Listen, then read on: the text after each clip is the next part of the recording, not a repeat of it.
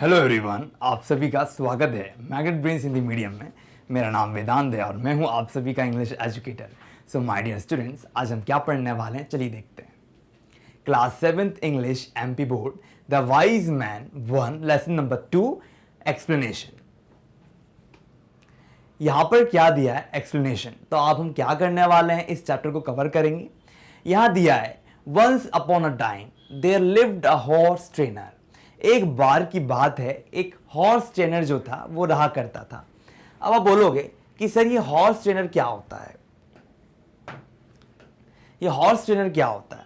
देखो, जो ट्रेन करता है ना, जैसे जिम ट्रेनर होता है ना, जैसे आपके टीचर होते हैं, वैसे ही हॉर्स को भी ट्रेन किया जाता है, उसको सिखाया जाता है। कहां पर था, in Bhopal. Who worked for the nawab. उसने क्या करा, उसने नवाब के लिए काम किया है ना। नवाब लोग कौन होते, राजा महाराजाओं की तरह भोपाल में लोगों जो लोग होते थे उनको नवाब कहा जाता था। His name was Bhola. और उनका नाम क्या था, उनका नाम था Bhola. And his wife name was Shanti. और उनकी वाइफ का नाम क्या था, शांति था। तो यहां पर आपको एक चीज समझ में आ गई होगी कि यहां पर एक हॉर्स ट्रेनर है, ठीक है। जैसे कि आप यहां पर देख पा रहे हो, किसी को भी इमेजिन कर लो कि एक आदमी है हॉर्स ट्रेनर की तरह, और वो कहां पर है, भोपाल में, ठीक है। और यहां पर उसका नाम क्या है, भोला है, एक कैरेक्टर हो गया हमारा, और उसकी वाइफ है शांति। तो यहां पर भोला और शांति पति पत्नी है। When भोला रिटायर्ड, अब देखिए यहां पर क्या कहा जा रहा है, जब भोला रिटायर हो जाता है। रिटायर्ड का मतलब क्या होता है, एक समय ऐसा आता है जब आदमी बहुत समय तक सरकारी नौकरी करता है, उसके बाद उसको एक समय उसको क्या करते हैं, एक समय बाद उसको वहां से हटा देते हैं। यानी अब उसकी नौकरी का जो काम है वो पूरा हो चुका है, अब वो उसको रेस्ट लेना चाहिए। तो उसके रेस्टिंग के समय को हम रिटायरमेंट भी कह सकते हैं, उसको पैसा मिलता है उसका। The Nawab gave him a Colt. और नवाब क्या करता है, एक कोल्ट है ना। कोल्ट का मतलब क्या होता है, घोड़े का बच्चा। तो जब भोला रिटायर्ड होता है तो नवाब उनको क्या दिया था, एक कोल्ट दिया था जिसको हम घोड़े का बच्चा कहते हैं, और कुछ पैसा दिया था। When the colt grew up, अब यहां पर जब कोल्ट यानी कि अगर आप ध्यान दो तो घोड़े का जो बच्चा था जो बड़ा हो गया था, to be a horse they felt that it ate a lot of fodder। तो उन लोगों को क्या लगा डियर स्टूडेंट्स, उन लोगों को लगा ऐसा कि ये जो घोड़ा है वो क्या करता है, बहुत सारा खाता है। क्या खाता है, फॉडर खाता है, यानी चारा खाता है, ठीक है। So Shanti and Bhola decided to exchange it. तो यहां पर जो शांति है और जो भोला है वो क्या करते हैं, वे डिसाइड करते हैं टू एक्सचेंज इट, है ना। वो सोचते हैं कि ऐसा करते हैं, हम अदला बदली कर लेते हैं, घोड़े को रखकर क्या करेंगे, बड़ा हो गया है, कितना खाता है, किसी चीज से हम क्या करेंगे, फॉर समथिंग एल्स, किसी और चीज से हम क्या करेंगे, उसकी अदला बदली कर देंगे। This is what happened after that. और यही हुआ उसके बाद। शांति, इट इज वेरी एक्सपेंसिव। ये क्या है, बहुत ज्यादा एक्सपेंसिव। अब शांति क्या कह रही है कि ये तो बहुत एक्सपेंसिव, ये तो बहुत महंगा है, टू फीड दिस हॉर्स। यानी जो हॉर्स है, जो घोड़ा है, उसको खिलाना कितना महंगा है ना। बोला yes it eats like an elephant. वो बोलता है ये तो एलिफेंट की तरह खाता है।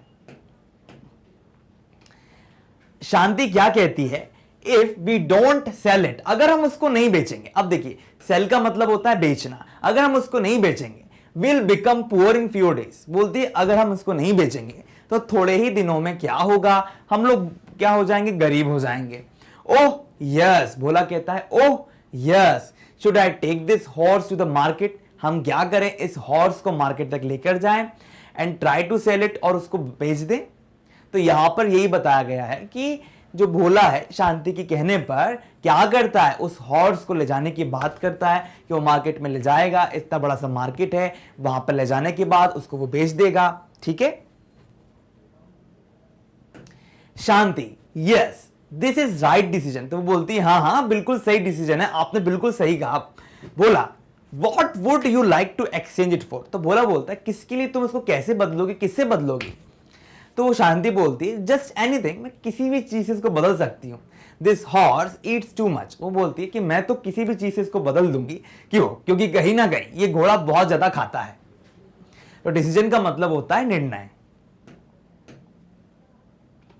बोला do not be angry with me. Bhola बोलता है मेरे से गुस्सा मत हो, if I make a poor bargain. अगर मैं कोई ऐसा सौदा कर लूं, सौदेबाजी की बात होती है ना कि कहीं गए, अरे यार इतने का दे दे, इतना सस्ता है, नहीं इतना महंगा, जो तोलबाजी होती है, सौदे करने की बात होती है। तो ये बोलता डू नॉट बी एंग्री, मेरे पे गुस्सा मत होना अगर मैं कोई भी पुअर बार्गेन कर लूं। मान लो मैंने घोड़े को बेचने के बाद कुछ ऐसी चीज ले आया जो वैल्यू की नहीं है, जिसकी कीमत नहीं है, तो मेरे पे गुस्सा मत होना।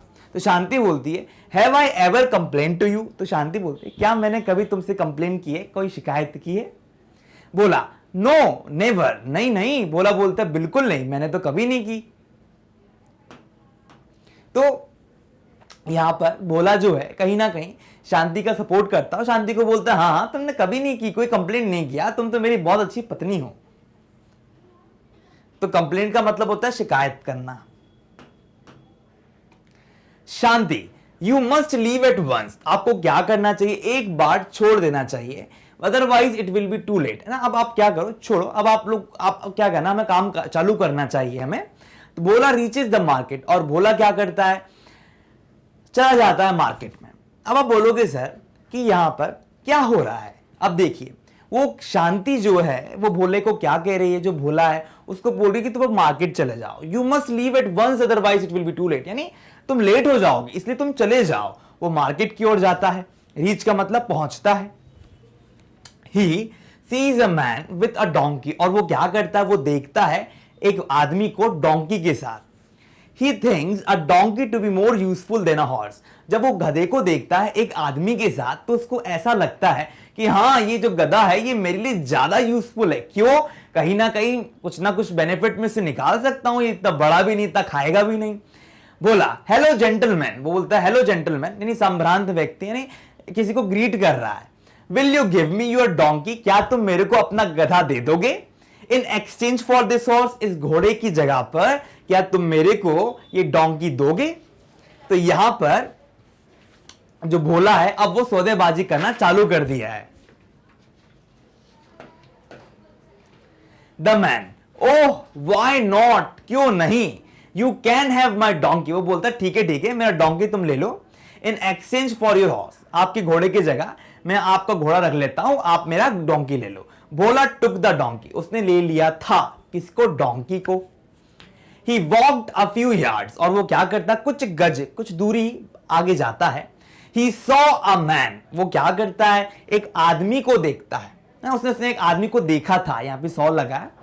With a sheep, उसने एक शीप के साथ उस आदमी वुमेन को देखा, यानी यहाँ पे एक औरत है, उस औरत को देखा। He thought his wife would like to have a sheep, अब उसने क्या करा, उसको ऐसा लगा कि उसकी जो वाइफ है would like have a sheep, उसने सोचा कि हाँ मेरे को शीप बहुत अच्छी लगेगी, मेरी वाइफ को और मेरे को, दोनों की बात चल रही है, वो कहीं ना कहीं अपनी वाइफ की बात कर रहा है कि उसको ऐसा लग रहा है कि उसकी वाइफ को इस गधे की जगह शिप बहुत अच्छी लगेगी in place of a donkey. So he went up to the lady, और क्या होता है वो उस औरत के पास वहां पर चला जाता है, यानी उस लड़की के पास वहां पर चला जाता है। तो यहां पर क्या हुआ, यहां पर यही हुआ कि उसको और लालच आ गया, उसको लगा कि नहीं अब डोंकी से क्या होगा, अब औरत दिख गई है तो मैं क्या करता हूं, उसको एक्सचेंज कर लेता हूं शिप के द्वारा। अब शिप क्या होती है, एक छोटी सी भेड़ की तरह, बकरी भी कह सकते हो आप। बोला हेलो प्रिटी लेडी, अब वो बोलता है अरे खूबसूरत लेडी, आपको वो क्या हेलो कर रहा है ना, उनको ग्रीट कर रहा है। Would you like to give your sheep, वो बोलता है क्या आप अपनी शिप मेरे को देना चाहोगी in exchange for this donkey, यानी इस डोंकी की जगह पे क्या आप मेरे को ये शिप देना चाहोगी? तो वो बोलती है कि हाँ मैं। अब देखिए अब आगे स्वाभाविक है कि शिप जो है उसको देने की जो बात है यहां पर आ रही है। The women oh with great pleasure, तो वुमेन बोलती अरे वाह, हाँ मैं जरूर ऐसा कर सकती हूं, मेरे को बहुत खुशी होगी। You can have my sheep, वो बोलती कि हाँ आप मेरी शीप को ले सकते हो, मेरी जो बकरी है ना, भेड़ जो है उसको आप ले सकते हो in exchange for this donkey, इस डोंकी की एक्सचेंज में, यानी अदला बदली आप इस शीप से इस डोंकी की कर सकते हो। While passing through a herd of cattle, अब जो कैटल है ना उसके जो झुंड होता है ना, वहां से वो निकल रहा था मार्केट में। भोला सो बॉय, है ना, बॉय एक लड़का है। भोला ने क्या देखा, एक लड़के को देखा जो क्या कर रहा है, एक हेन को अपने पास रखा हुआ है।